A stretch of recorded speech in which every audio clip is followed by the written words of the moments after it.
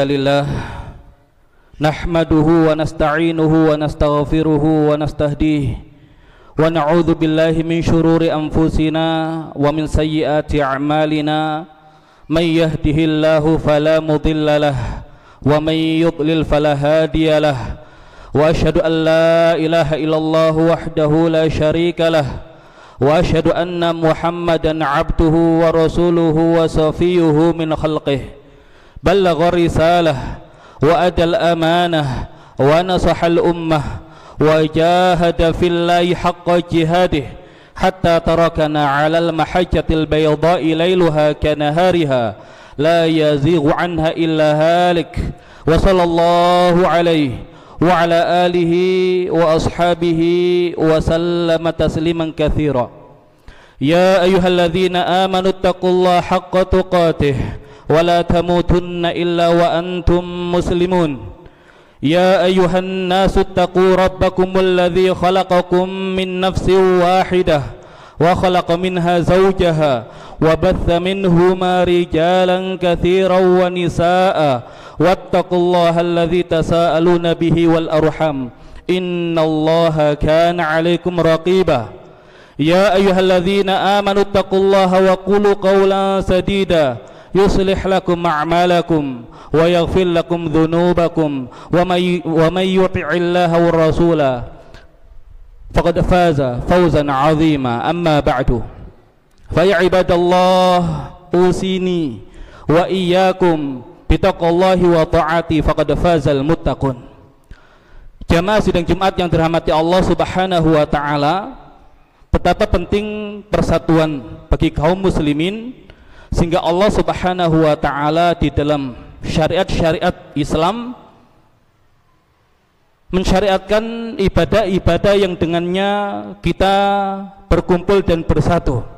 Khususnya di siang hari ini Allah Subhanahu wa taala kumpulkan kita di satu dari rumah-rumah Allah Subhanahu wa taala untuk melaksanakan kewajiban kita, yaitu salat Jumat dengan berjamaah. Dan berjamaahnya kita di hari Jumat ini adalah satu kewajiban yang seolah-olah Allah Subhanahu wa taala mengharapkan agar kita bisa menjaga persatuan ini, karena di atas persatuan inilah Allah Subhanahu wa taala hadirkan pertolongan dan kemenangan bagi kaum muslimin. Di dalam Al-Qur'an Allah Subhanahu wa taala berfirman, wa'tasimu bihablillahi jami'an wa la tafarraqu, dan berpegang teguhlah dengan memegang tali agama Allah, wala tatafarraqu, dan janganlah kalian bercerai-berai. Dan Allah Subhanahu wa taala juga berfirman, wa ati'ullaha wa rasulahu wala tanaza'u fatafshalu wa tadhhaba rihukum wasbiru innallaha ma'as sabirin. Dan taatlah kepada Allah dan taatlah kepada Rasulnya, wala tanaza'u, dan jangan berselisih, fatafshalu, maka kalian akan menjadi lemah, wa tadhhaba rihukum, dan hilang kekuatan kalian, fasbiru, maka bersabarlah, innallaha ma'as sabirin, sesungguhnya Allah Subhanahu wa taala bersama orang-orang yang sabar. Di dua ayat ini Allah Subhanahu wa taala memerintahkan kita kaum muslimin untuk berpegang teguh dan bersatu dengan taat kepada Allah dan Rasulnya, dan Allah Subhanahu wa taala melarang kita untuk berselisih yang gara-gara perselisihan itu kemudian kita tercerai-berai dan hilang kekuatan kita. Maka di dalam berjamaah kita diminta untuk bersabar, dan sesungguhnya Allah Subhanahu wa taala akan membersamai orang-orang yang bersabar.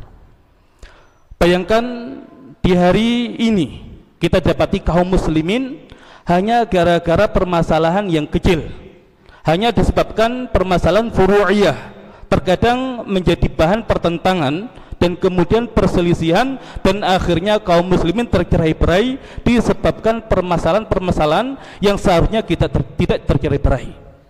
Jemaah yang dirahmati Allah Subhanahu wa taala, ketika kita memahami syariat Islam dan ketika kita memahami agama kita, maka salah satu rahmat Allah Subhanahu wa taala adalah Allah Subhanahu wa taala jadikan kita di dalam beragama penuh dengan kemudahan.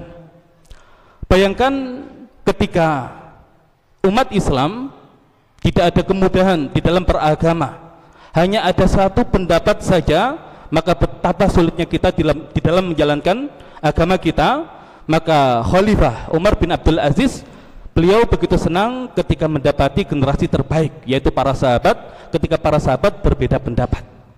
Jamaah dalam hati Allah Subhanahu wa taala, perbedaan adalah satu keniscayaan. Maka jangan pernah kemudian kita berharap umat Islam bersatu dengan tidak adanya perbedaan. Kenapa demikian?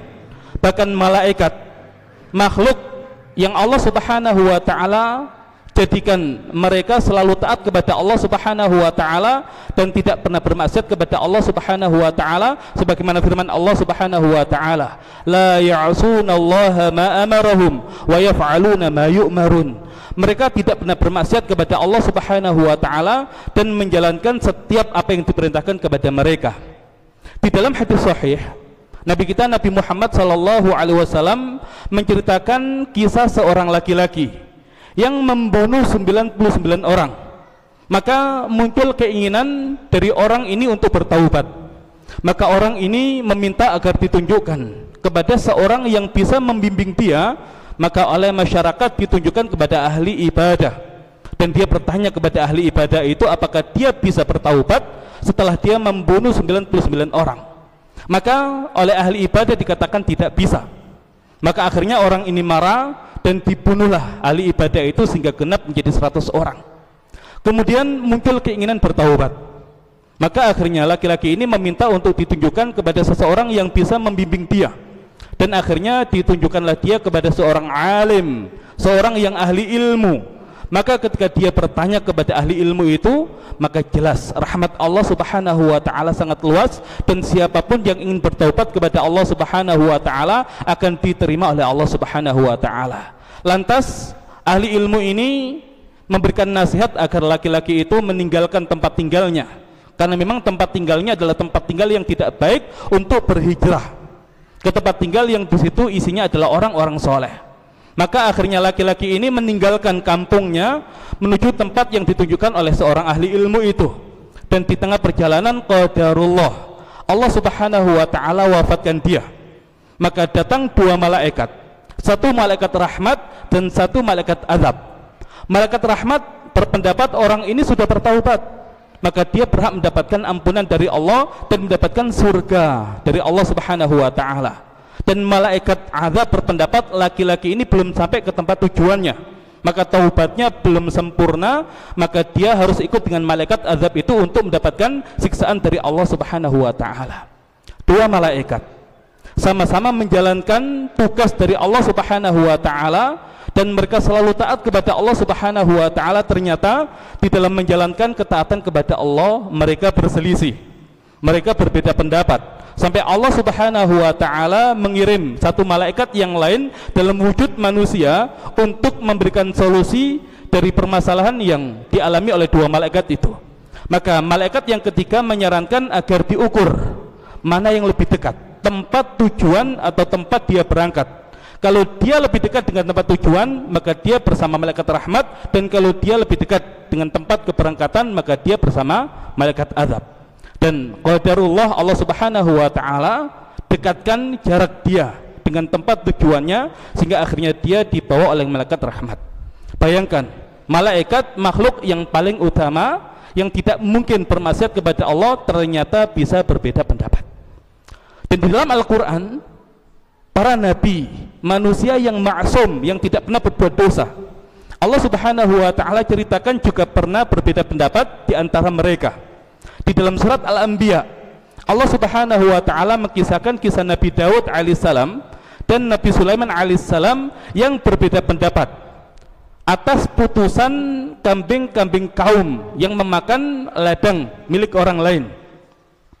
Wa Dawud wa Sulaiman id yahkumani fi harth, ya, di dalam ladang, idna fasyad fihi ghanamul qaum, yang dimakan oleh kambing-kambingnya kaum. Maka Nabi Sulaiman memutuskan satu keputusan dan Nabi Sulaiman memberikan keputusan yang lain, dan jelas tidak mungkin kedua keputusan ini adalah keputusan yang lebih tepat. Dan Allah Subhanahu wa taala menjelaskan, fafahamnaha Sulaiman, maka kami berikan pemahaman yang lebih tepat kepada Sulaiman, wa kullan atainahu hukma wa ilma, dan masing-masing dari keduanya kami berikan hukum dan ilmu. Ternyata bahkan di tataran para nabi mereka juga bisa berbeda pendapat. Dan generasi yang paling mulia dari umat ini adalah para sahabat juga sama. Nabi SAW mengatakan kepada para sahabat, la yusalliyanna ahadun al-asra illa fi Bani Quraidah. Tidaklah salah seorang di antara kalian salat asar kecuali di perkampungan Bani Quraidah. Maka ketika sahabat pergi ke perkampungan Bani Quraidah untuk mengepung mereka atas pengkhianatan mereka kepada kaum muslimin, maka waktu salat asar akan habis. Di antara sahabat ada yang memutuskan untuk salat di tengah perjalanan, dan sahabat yang lain memutuskan untuk tidak salat kecuali di perkampungan Bani Quraidah. Para sahabat, generasi paling mulia, mendengarkan hadis yang sama, ternyata mereka berbeda pendapat di dalam memahami hadis Nabi Muhammad SAW. Dan ketika nanti disampaikan yang demikian kepada Nabi Muhammad SAW, ternyata tidak dicelah oleh Nabi Muhammad SAW, dan Nabi Muhammad SAW menerima masing-masing ijtihad dari para sahabatnya dan para ulama kita, khususnya ulama madhab yang hari ini kita mengenal. Ada madhab Hanafi, ada madhab Maliki, ada madhab Syafi'i, ada madhab Hambali, yang ternyata mereka juga berbeda pendapat di dalam ijtihad mereka. Namun kalau kita lihat bagaimana hubungan di antara mereka, Imam Abu Hanifah, pendiri madhab Hanafi, adalah teman baik dari Imam Malik bin Anas, pendiri madhab Maliki. Sangat baik hubungan antara keduanya sehingga keduanya saling mendoakan. Kemudian Imam Asy-Syafi'i, pendiri mazhab Syafi'i, adalah murid dari Imam Malik bin Anas. Juga Imam Asy-Syafi'i adalah murid dari Imam Muhammad bin Hasan, yang juga murid Imam Abu Hanifah. Dan Imam Ahmad bin Hanbal, pendiri mazhab Hambali, adalah murid dari Imam Asy-Syafi'i. Dan ternyata mereka adalah orang-orang mulia, namun di antara mereka ternyata mereka juga berbeda pendapat.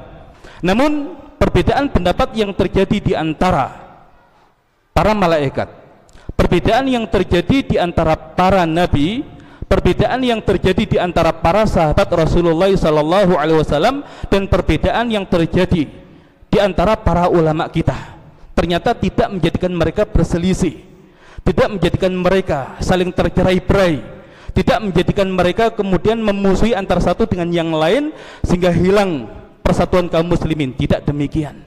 Justru mereka adalah orang-orang yang saling mencintai, orang-orang yang saling menghargai, orang-orang yang kemudian memahami walaupun terjadi perbedaan pendapat. Selama yang demikian dalam masalah furu'iyah, masalah-masalah cabang yang diperbolehkan untuk berbeda, maka persatuan adalah yang utama. Dan dengan persatuan inilah Allah Subhanahu wa taala jadikan umat Islam menjadi umat yang kuat, yang Allah Subhanahu wa taala gambarkan sebagai ar-rih, sebagai angin, di mana ar-rih adalah angin dalam bentuk tunggal yang digunakan dalam Al-Qur'an untuk menunjukkan kekuatan. Berbeda dengan ar-riyah, angin-angin dalam bentuk jamak yang kemudian digunakan di dalam Al-Qur'an untuk menunjukkan angin-angin yang lemah. Kenapa? Karena semakin banyak sumbernya, semakin beda arahnya, maka angin-angin itu melemahkan satu dengan yang lain. Tapi kalau angin itu bersatu dari satu sumber yang sama, bergerak dengan tujuan yang sama, maka ar-rih bisa menjadi kekuatan yang luar biasa. Dan semoga Allah Subhanahu wa taala jadikan kita menjadi umat yang bersatu sebagaimana para pendahulu kita, para salafun salih, menjadi orang-orang yang bersatu. Barakallahu li wa lakum fil Qur'anil azim, wa nafa'ani wa iyyakum bima fihi minal ayati wa dzikril hakim. Aqulu qawli hadza wa astaghfirullah li wa lakum wa li sa'iril muslimina wal muslimat fastaghfiru innahu huwal ghafurur rahim.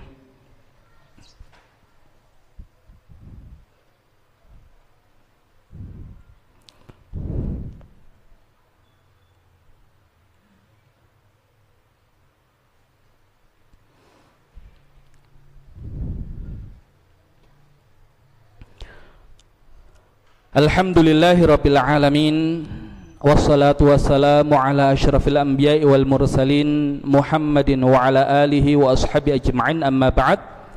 Faya ibadallah, usini wa iyyakum bitaqwallahi wa ta'ati faqad fazal muttaqun. Jemaah sidang Jumat yang dirahmati Allah Subhanahu wa taala, kenapa para pendahulu kita, orang-orang yang mulia, orang-orang yang terbaik. Mereka berbeda pendapat, namun mereka tidak berselisih, mereka tidak bertikai, mereka tidak tercerai-berai.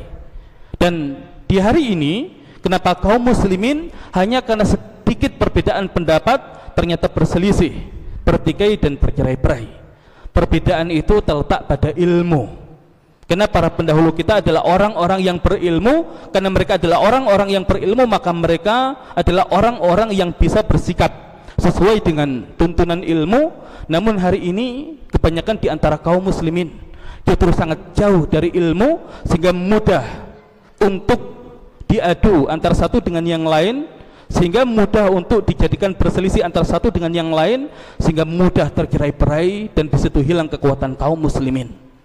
Jamaah yang dirahmati Allah Subhanahu wa taala, bayangkan kalau kita kemudian merenung paling tidak 17 kali kita memohon kepada Allah Subhanahu wa taala dalam setiap rakaat salat kita, ihdinas siratal mustaqim siratal ladzina an'amta 'alaihim ghairil maghdubi 'alaihim waladdallin. Ya Allah, tunjukilah kami jalan yang lurus. Ihdina, berikan hidayah, petunjuk kepada kita ya Allah. Dan selalu kita minta petunjuk kepada Allah Subhanahu wa taala. Dan hidayah yang dimaksud di dalam doa kita ada dua hidayah. Yang pertama adalah hidayah itu al-irsyad, hidayah atau petunjuk yang sifatnya bimbingan dan yang demikian erat kaitannya dengan ilmu. Kemudian yang kedua adalah hidayah itu at-taufiq, hidayah yang kaitannya dengan Allah Subhanahu wa taala, gerakan kita untuk bisa mengamalkan ilmu-ilmu yang kita pelajari.